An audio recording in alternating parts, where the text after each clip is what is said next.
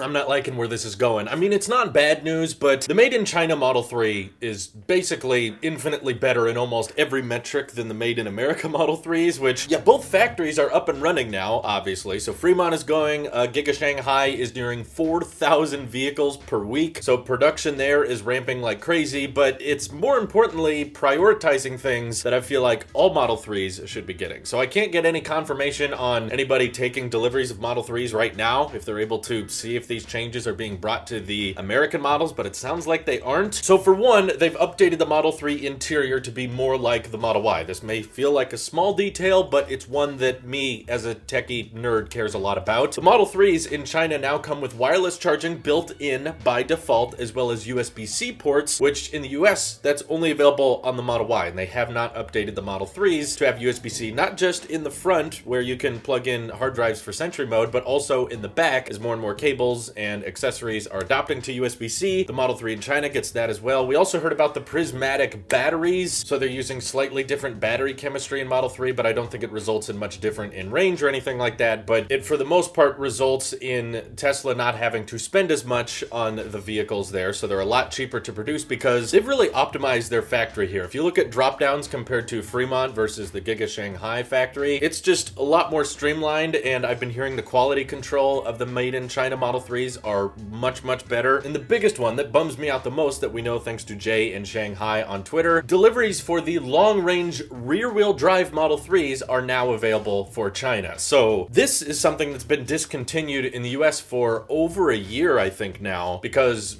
various reasons. I guess maybe Tesla was losing too much money on this model, and early last year they decided to stop selling long-range rear-wheel drive and just make it so that if you want long range on the Model 3, you have to get the dual motor variant. So you either have to get performance or just dual motor all-wheel drive, which has better performance and it's good for traction and all that, but it actually has a worse range than the long-range rear-wheel drive option that they sold before. The maxed out EPA range we got in the US when we had the long-range rear-wheel drive was 325 miles. Now, before they did their software update that improved the range of Model 3 vehicles, the dual motor long range option had a range of 310 miles, which meant that you went a whole 15 miles further just by not having a dual motor. Plus, the rear wheel drive option was cheaper. In fact, it was several grand cheaper than the dual motor option, which for people who want to prioritize range and they don't care that much about performance or traction, that option made a lot of sense. But given the batteries are the most expensive part, maybe the profit margin on that model in particular was really thin, so Tesla axed it in the US, but because manufacturing and operating costs are so much cheaper in Shanghai, they're allowing that option. In fact, there's not even a dual motor long range option because the only way to get a dual motor is to get the performance variant. So because deliveries of this have officially started in China, I imagine they're going to sell like hotcakes. The other great advantage of the Chinese Model 3s is that they recently got a price reduction so that they could continue to qualify for the federal EV credits that China is currently offering for Tesla owners over there. So if you translate the currency over to US dollars, you'll notice that they're not necessarily cheaper than the American-made Model 3s, but once you factor in some of the federal EV credits they're offering in China, it's a smart move of Tesla because they get to collect that profit and the end consumer gets to enjoy that discount off of their taxes. So I think this mostly just comes from having gigafactories be more streamlined and having a more thought-out assembly line process because, you know, when Fremont was first trying to figure out the Model 3, there was so much experimentation, there was so much, you know, how much of this can we make autonomous and how much of this has to be done by people, and it took months and months and months before they were able to kind of figure out how to produce the Model 3s correctly, but even then there were a lot of people reporting quality control issues in the initial first couple quarters the Model 3 was delivered in the 2017 timeframe. It's gotten a lot better now for sure, but we have been seeing very, very little of those reports or those complaints for the Made in China Model 3. So, I mean, this may not be a shocker to some of you, but panel gaps and quality control and paint in general for the Made in China Model 3 has reportedly been much, much better. So for those of you who are excited for Giga Berlin, you should be interested in the fact that once Tesla knows kind of how to mass produce a vehicle and they know exactly how to build the factory around that and they don't have to retrofit themselves into an older factory because Tesla didn't build the Fremont factory, they bought it and they had to do their best to kind of retrofit it to their needs. And it sucks that that sort of impacts the end result, that impacts the end product, maybe because Fremont is their testing ground and they may have a lot of old traditional ways of manufacturing that in places like GigaShanghai and eventually Giga Berlin, they don't have to keep that around. So I think GigaShanghai is an excellent testament to what Tesla can do when they are in complete control of the facility and how it results in a better product for the end consumer as a whole. I'm really glad they were able to retrofit the Model Y interior benefits to the Model 3 a lot easier and faster for the Shanghai factory, and that just gives me even more hope for once the Model Y factory line starts opening up at GigaShanghai. It should be even better for them there. I'm just hoping they can bring a ton of those features or a ton of those assembly line optimizations that they have at GigaShanghai to the Fremont factory so that, obviously we can all enjoy those perks of better quality control, less panel gaps, and obviously updating the interiors. And who knows, there could be all kinds of stuff they're adding to the Made in China Model 3 at this point. They're gonna throw in the heat pump while they're at it and not tell us. Either way, very jealous of you Chinese Model 3 owners because you guys get stuff early and before we do, and a lot of the time better quality. So is this better reason for Tesla to just kind of start over and start moving things out of California? I know it won't happen anytime soon, but feel free to hit me up over on Twitter, join my Discord if you have any thoughts on that, because if they're considering like starting fresh and building up a brand new factory, that might result in a better product for all categories, not just the Cybertruck. Thank you guys for watching. Hope you have an excellent rest of your day. Take care.